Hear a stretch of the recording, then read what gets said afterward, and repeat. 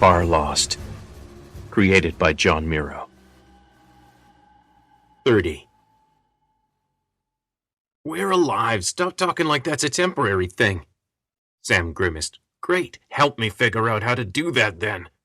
Ben's face screwed up, looking for just a moment more like an infant holding his breath in a temper tantrum than a 160-year-old. Then he huffed the breath out, and the interior surface of the plastic ball in front of Sam's face fogged up. I got nothing. Sam poked the large plastic bubble that was keeping his best friend and ship's engineer alive. Ben's eyebrows raised, and he bleated nervously. Hey, stop doing that, he growled, even though they both knew the plastic was tough enough to handle just about anything but a serrated edge. Or at least trim your nails first. The elevator dinged in the thin air the Betty had managed to refill after the explosive decompression it had suffered, and the doors into the first-level corridor along the bottom of the ship opened. Captain Sam Travis and Engineer Ben Gruber fixed each other with angry glares for a second longer. Then both men broke into laughter. Wait here, Sam squeaked as he stepped out of the elevator, gasping to get the words out. Gods, how he needed this laugh. What do you mean, wait here? Ben managed around his own heaving breaths.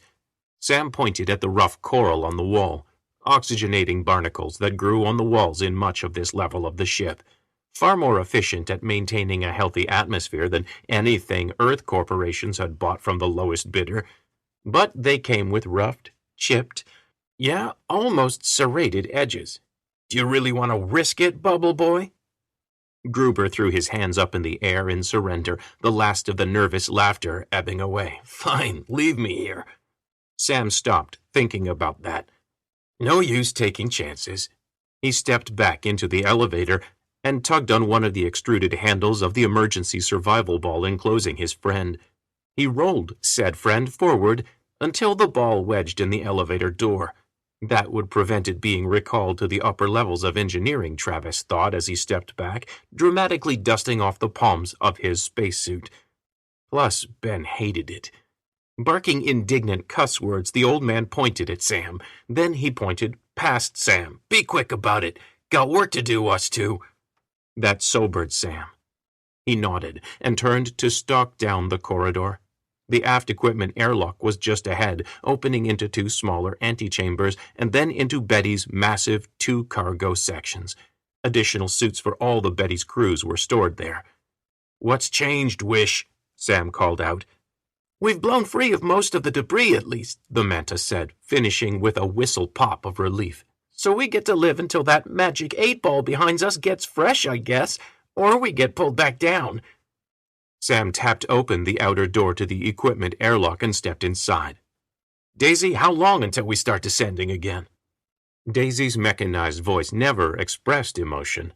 Sam wondered if that was by choice or just a side effect of being mated with human systems designed for so-called AI. In the seconds before Daisy responded, he wondered briefly how many body parts the scientists who had built the Daisy McKenna's computers would have gleefully traded to learn about the plant that now controlled the ship's functions. 3 hours. Sam froze. Their window was getting smaller. Why so quickly, Daisy? What's changed? Localized gravity has increased.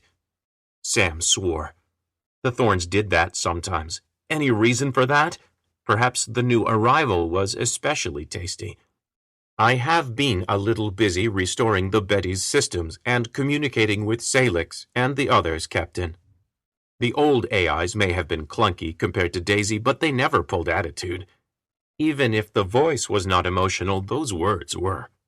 Those AIs also didn't really care about their crews, Sam reminded himself. Daisy more than cared about the crew, and Salix, well, Salix was... Sam held out a hand, palm up toward the ceiling. I know. I'm sorry, buddy. How are they doing out there? Wish interrupted Daisy. The tram's still going to clear the gravity well, even with the extra stickiness the Thorns laying on. Newark's wigging out, but everyone over there is okay. Sam cycled the inner airlock door open as soon as the pressure was equalized. He looked at the readings on the control panel by the door. Full pressure inside. Patch me through. Wish whistle popped an affirmative. Sam trotted into the large room, making a beeline for the suit lockers on the far side from the outer airlock. He pulled open Gruber's and tugged out the frontmost suit. "Doug, Sam's on." There was a green tag on the shining metal collar seal. The suit had been prepped and tested, good to go in vacuum. "Captain, I hear our ship's in a state," Doug's deep voice called through the static. Sam grabbed the suit, the boots and gloves, and double-timed it back to the airlock. "Yeah, and my first officer and most of my crew are taking their time getting back to stations," Sam called out. He was aiming for mock annoyance. His voice didn't break, but it told everyone more than he'd have liked. "Sorry, Cap," came the computer voice from Salix's throat box. "We took the car and we're out of gas." Sam closed the airlock, overriding the fans sucking air from the small room and popping the door back into the corridor filled with coral. He tumbled out, but kept his footing regardless of the rough push of the escaping gas. In between Salix's words, he heard Newark's mewling. "You're in big trouble when you get home, Sal." He double-timed down the hall to the elevator. "Daisy says you've got enough air and heat to last until we get you. We will, people. We'll get to you." Back at the elevator, he gently pushed Ben's plastic survival sphere inside. "Count on it, kids," Ben added hoarsely as he pushed on the far side of his ball to help make room for Sam inside the square space. "Ben says so too," Sam added inside his helmet. There was a long silence on the other end, except for the choked-off mewling. "We're all grown critters, Cap," Doug said, remarkably softly for a gigantic insectoid alien. "Either way this turns out, you gave us a lot of good years. Free years." "Shut up with that," Sam grunted. The door cycled shut, and Sam slammed open the manual air release valves. He stared at the screen, willing the air pressure to hurry up and climb and ignoring how his eyes were blurring the numbers. His crew needed him. "Close enough," Ben said. Sam turned, a warning on his lips. Too late. The ball made a disgruntled sound like a whoopee cushion as Ben pulled redundant seals open, and the ball began to soften, closing in on its occupant. "Give me that suit." "We can blow the main drives," Wish said. "That'll shoot us out." "Ha!" Ben spat through chattering teeth. "Not even close. Oh, Christ, it's cold." Sam helped him into his suit. "There's not enough reactive material in the drives. It was all in the reactors. Oh, and they're Gandhi." Ben's lips were blue and his teeth chattering. "That don't mean we won't come get you. Shit." Sam passed Ben his gloves and helped him quickly don the boots. "Just sit tight," Sam commanded his men. "Captain Travis is correct in his recommendation," Daisy droned.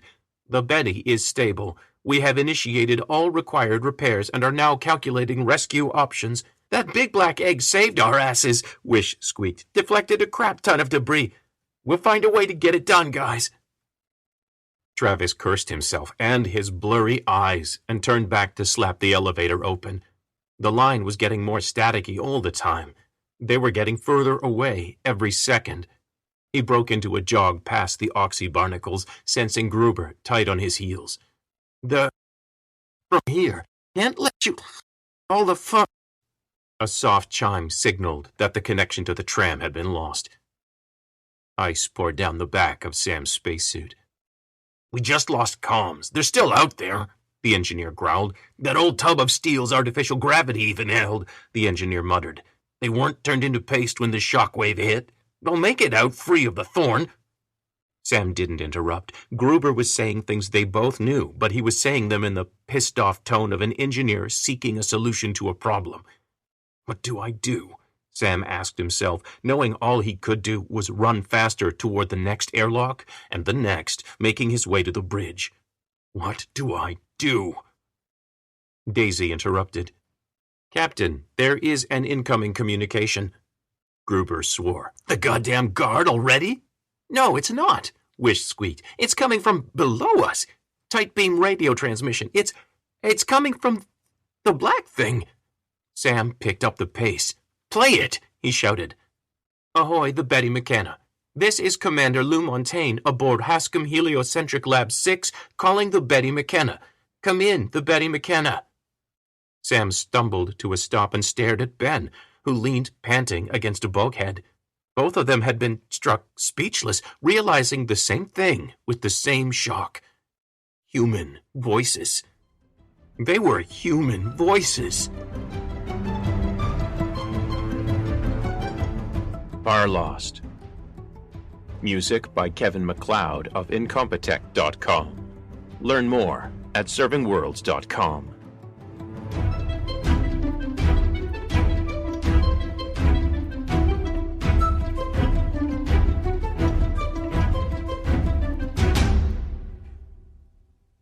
Hi, John Miro here. This month, Farlost is brought to you by Patreon backers like you and executive producer Tom Phoenix. Patronage starts at 25 cents a cliffhanger or $1 a month. Patreon.com.